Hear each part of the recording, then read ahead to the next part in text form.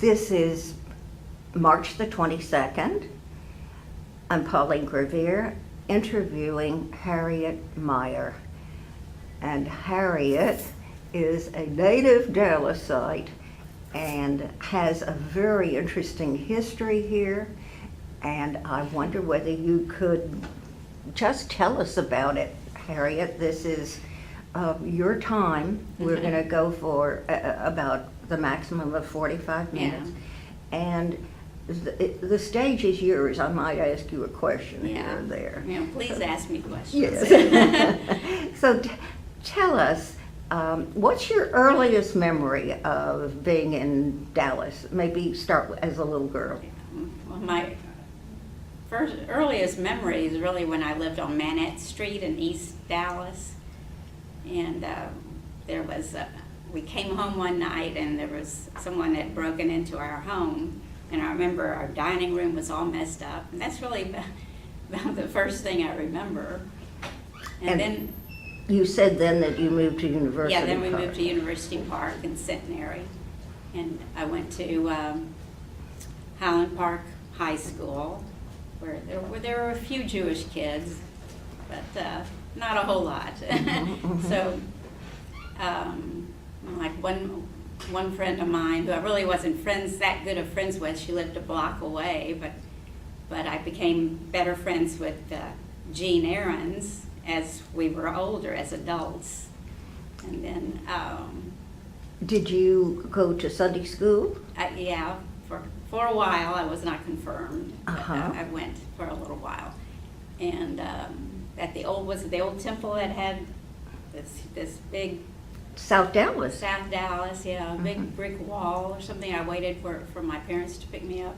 But that was on South Boulevard. Yeah, okay. And then you have continued as a member of Temple Emmanuel? Yeah. My parents were members of Sherith Israel for a little while and then went to Temple. So go on, tell us some more of your memories and what was it like? You're the classic person to give us an interview about what it was like to grow up in Reform in Dallas at that time. Well, I joined BBG, excuse me, and I think that's the first time I got really involved with a lot of Jewish people. And I met a lifelong friend through that, Tina Luderman McKim. And the Ludermans are all from Dallas. So, but that's really just, I enjoyed BBG going, but Tina was my friend, because everyone else went to Hillcrest, so I really didn't become really close friends with too many of them, except Tina and a couple of others. But and in my neighborhood there was like a Jewish child on every so many blocks, but I knew them all. And I went to higher elementary and then on to the junior high. I went all through the Highland Park system. And then afterwards I went to SMU for a year and a half. And then I moved to LA for 7 years or so. And I came back home and immediately met Stuart, my husband. So we met at Temple, actually, after Yom Kippur services. Our mothers were talking to each other, and we were just standing there kind of staring at each other, and they didn't introduce us, because he had been just a widower for 8-10 months or so. And if they had introduced you, you probably wouldn't have been interested in it. But then we started dating. We had one date, and then I moved back to California for about 3 months, and then I wanted to come back home again, and then we started dating. What were you doing in California? Oh, well, I worked for just in computers, very early computers, Okay. So, and you mentioned that you were in retail sales also as here. and after David, our son, was old enough, I guess, I started working at Petite Sophisticate, and then I worked at Saks for 14 years till they closed. Oh. So I need water. Well, you're a true sales professional then. Mm. Okay, very nice. And I heard you mention a son, David. We have Debbie, who is from Stuart's first wife. She died when Debbie was 7 years old. Oh. And I married Stuart when she was 9. So But- you raised her. Yeah.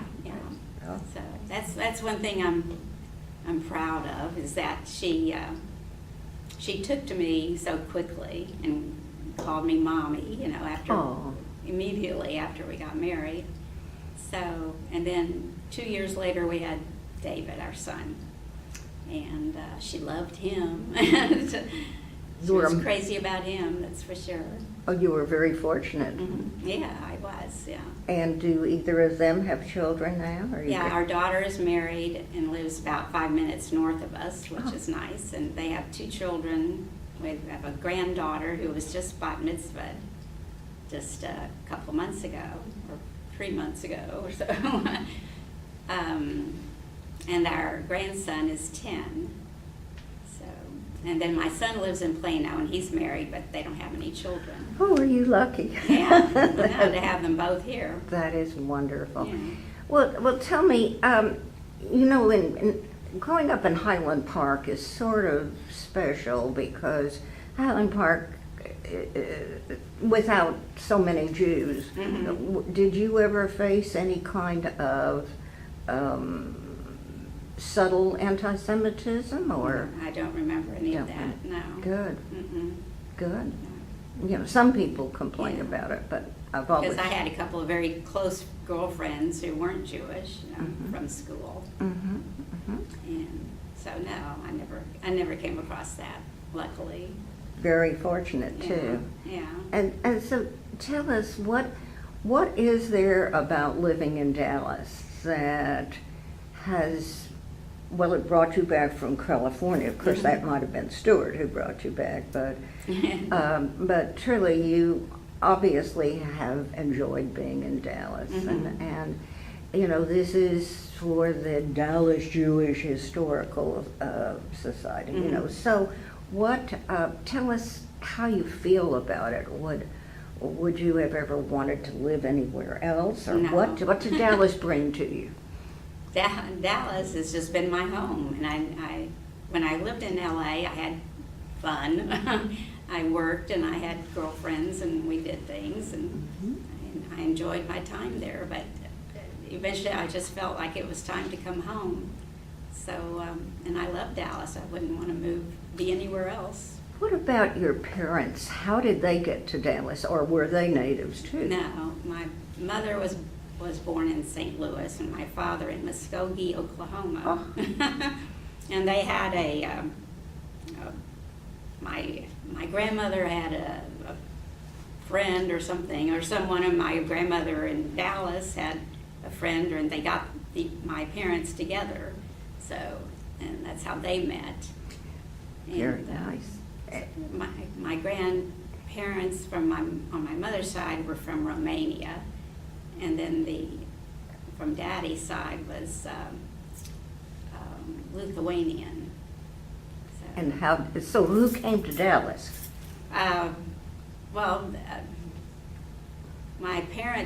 My mother moved to Dallas when she was 13 from St. Louis. My grandfather had a job at Hager Good. Pants Sure. Company, so that's what brought them to Dallas. And then when my parents got married, they were supposed to live in Muskogee, and they lived there 3 months, and my mother hated it. And she says, "I'm going home." And so he came with her. So, because she did not want to live in Muskogee. It was slightly different from Dallas, even back then in 1937 when they got married. Yeah. Did he like Dallas eventually? Yeah. He worked at Bert's shoe store downtown for Oh, a while. yes, sure. And then he opened it was called the Fun and Magic Shop. It was on Elm Street. I used to go there all You the did? time. Yes. Yeah, well, my dad owned that. Anybody I had a date with in high school knew that place, the Fun and Absolutely. Magic Shop. That was an amazing place. Yeah. Fabulous. He used to bring home jokes and play them on all of us, The pillows he would sit in. Yeah, and he had something you put on the TV screen that made it look like it was cracked, So the first person who went in there to turn it on. Oh my, I'll bet people who are going to watch this are all going to say, oh, I remember that place. Yeah. How long did he have that? When did it finally close? Sometime in the late 70s, I believe. Wow. It was, he had a good run then. Yeah, it was right by the Palace Theater. Yes. And Bert's Shoes is where all of us teenagers went to get our satin shoes dyed to match our dresses. Yeah, sure. Oh, that's amazing, amazing. So life went on for you. Did you have any siblings? I have a sister, 6 years older. She lives in California. Ah, okay. Well, you are a fortunate woman to be able to have both of your children and your grandchildren here. No. And so how long have you and Stuart now been married? You said? 38 years. And that was 78. My math is not so good. Yeah. 1978. Oh, okay, very good. And are you working now? No. Saks closed down and I decided to retire too. Well, you've had some major back surgery, and I don't blame you. I don't blame you for that. So, what kind of interests have you had? Tell us what you do. Do you go to plays or? Yeah. Well, we go to plays and musicals. We love those, and then we belong to the Temple G2G senior group, and we belong to Highlights from Beth Torah. So we like to do things with them. Aren't you lucky that you have each other to be able to do and I'm that? lucky because Stuart's a shopper. He likes to go shopping.